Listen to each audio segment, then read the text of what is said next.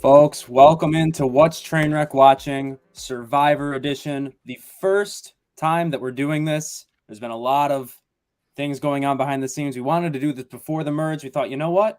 Now's the perfect time to be doing it. Relatively chalky elimination tonight. Nothing too shocking in my opinion, but a lot to discuss along the way. Wake here with Rob Ryan on What's Trainwreck Watching. Rob, how are you satisfied with that episode? I know after that 2-hour double feature last week, it's a really tough act to follow, but how do you feel just a few minutes removed?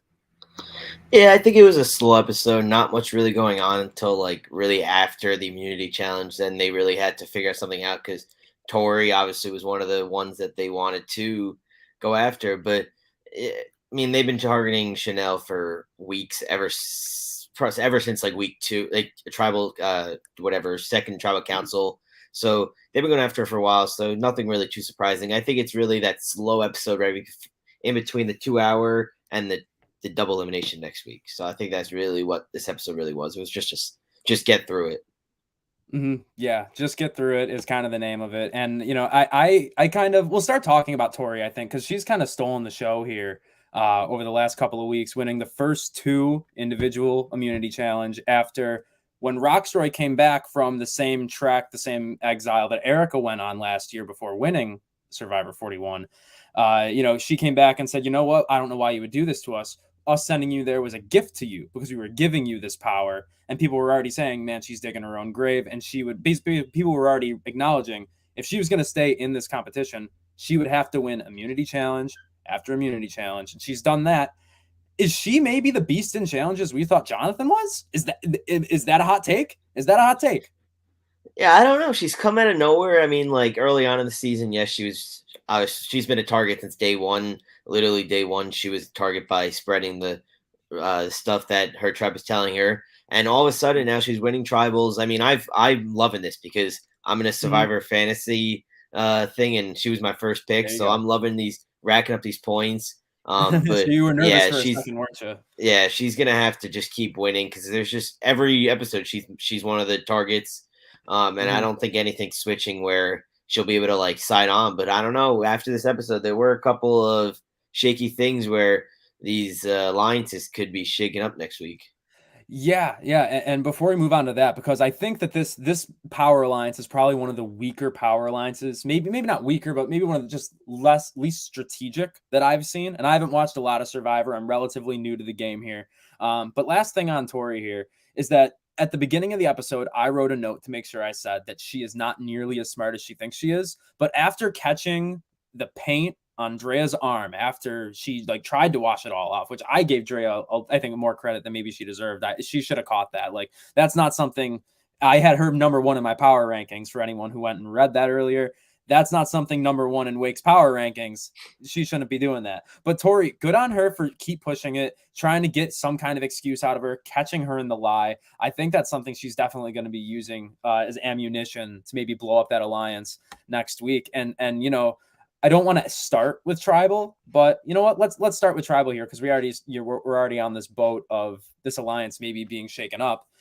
I don't know if you caught how the voting breakdown went after the episode, but that one high vote came from Romeo, and then Chanel was voted on by High, Jonathan, Lindsay, Tori, Roxroy, and Mike.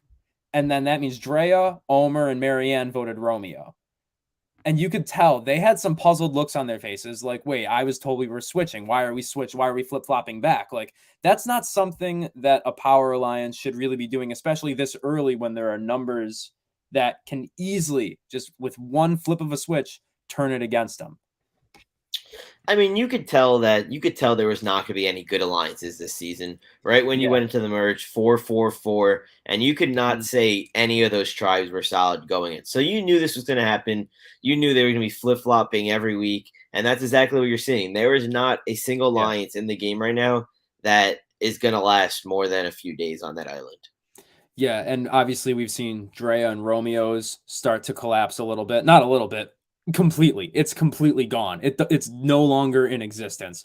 That I feel like the Taki tribe, I feel like they as a unit are still kind of tight, but Marianne, clearly the last one out there. I feel like Lindsay, I wrote in my power rankings earlier, she's like the most painfully average player in this game. Like she's not winning any challenges. She's just associated kind of with the right people.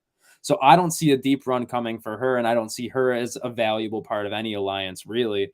Are there any at this point that you think like can stand the test of time, or do you think that the one when we get to the end of this season, it's not going to be any core 3, core 4 that make it there?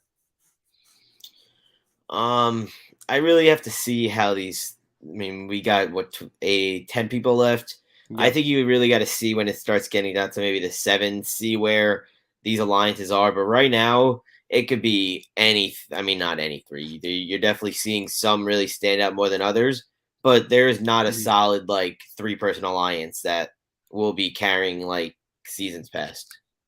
Yeah, the only thing that possibly comes to be that is Mike, Jonathan, and High. And High is kind of even like the obvious one out there. Like there's no core strong 3. The Mike Jonathan bromance where they just bonded over the struggles of being very strong, which I clearly empathize with myself.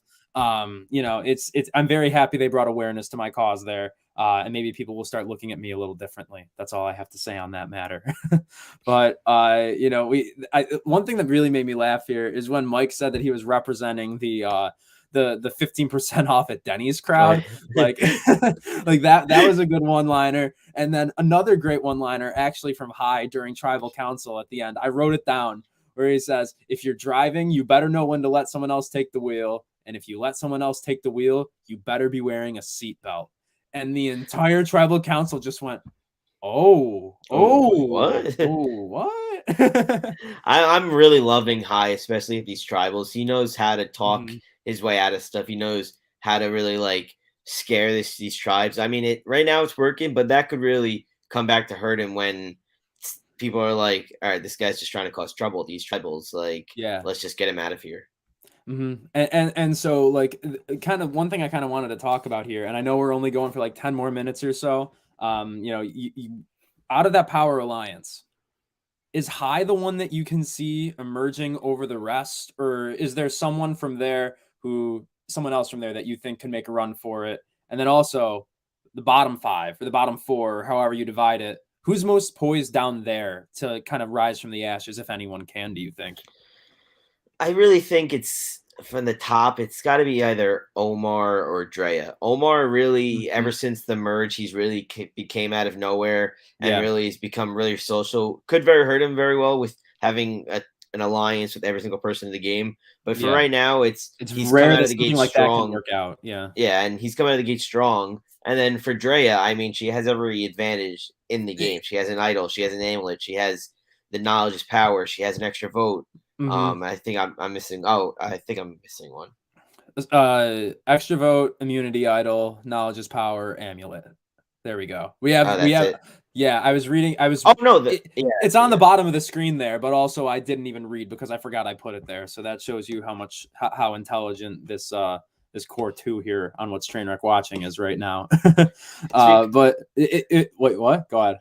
I know, but yeah, The no from the top, like Drea's the obvious choice, and it's literally just because she by herself embodies what's wrong with this game right now, and that's there are just way too many advantages out there on this island at one time. Like, I remember last year, and it was a similar situation where Xander swapped out from sitting on the bench, the sit out bench, for Erica because he wanted her to finally participate in a challenge. yeah. And he was actually looking from the moment he couldn't He find was it. looking and he just didn't like look hard enough. Exactly. Yeah, and he even like went down, like he was Yeah, really going for it. And so last year I was really saying like, "Come on, Xander, come on, let's fucking find this shit." And this time around I'm like, "Oh, I really hope she doesn't actually find it because she's the only person on this beach probably smart enough to really look there, and two, like 4 advantages to one person. If she is this if she weren't to win this season, is that the same thing as the Falcons blowing a 28-3 lead in the Super Bowl?" I don't know. Just because advantages are hard, just because they could blow up in your face, unlike a Very 28 to quickly. 3 lead. That's really you are screwing yourself. Hmm. But speaking of how she found that Beware one today, I mean, you don't like PB&J. You knew what was going to be there. You started looking right when you sat down. You purposely crossed your leg over the bench so you can Yeah. look at there and reach under at the same time. She knew what she was looking Mhm. for. She's And so you literally known think about every. She's known yeah. about every advantage so far. Even Mhm. The Roxroy, hourglass. Yeah. she knew the hourglass last week. Mhm. Like, And like I hate the hourglass. I hate that. I really oh, do hate it's that done. It will be change. done. It's awful. I had Yeah. this ready for last week's. Good for TV, bad for the game. And it's hardly even good for TV at this point, It was good honestly. for TV for 41 because of how they edited it. This Yeah. year, they didn't really edit it good because you rarely saw Roxroy at Exile. And also like Erica was someone who genuinely needed it to stay in the game. Like she was clearly going to be the next one voted out. Blue Yeah. that whatever the Blue Tribe name was last year, I can't remember, but they were basically ready to say, "Hey, we just need one more person from all the other tribes to vote Erica with us, and she's done." And so it's I think he didn't need it as much. I think there was a lot less to gain for Roxroy. That being said, I still don't. He didn't gain a lot anyways, and I don't see him kind of taking advantage of that at any point. Like it won't be a resume builder for him like it was for Erica by any stretch of the imagination. He's even like, once you get to the merge and you're still not being shown, you're probably not going to go far in this game, or you're going to be a pawn late Mhm. late in this game Oh, because if you're not getting your resume built now for the TV edit, you're yeah. not gonna, because this is like when Erica started to get it, right when that Mhm. hourglass hit, that's when hers started to build up, and you're seeing them second merge episode, and even when he was at Exile, you didn't see him. Like, Yeah, and that's the same way I'm feeling about Lindsay right now. Like at least Romeo's getting on screen for kind of all the wrong reasons right now. Lindsay, we're not seeing pretty much anything of. Roxroy, nothing whatsoever. Even Jonathan, like not a hell of a lot out there right now about him. Like granted, only he during did have the challenges you entire really get him. exactly, yeah, Yeah. and challenges and when they were specifically focusing on Taki or Vati or Yeah. whatever the hell the Orange Tribe was. I can't. They I got always forget the names. syllable.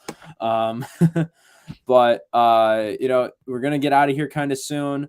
But I did say in my power rankings, I think Chanel was gonna go. She did go. So let's get some predictions here next week. Who are maybe because anyone can win individual immunity at any time, but who are the two people that you think are the most likely to go home, and who is maybe a blindside candidate?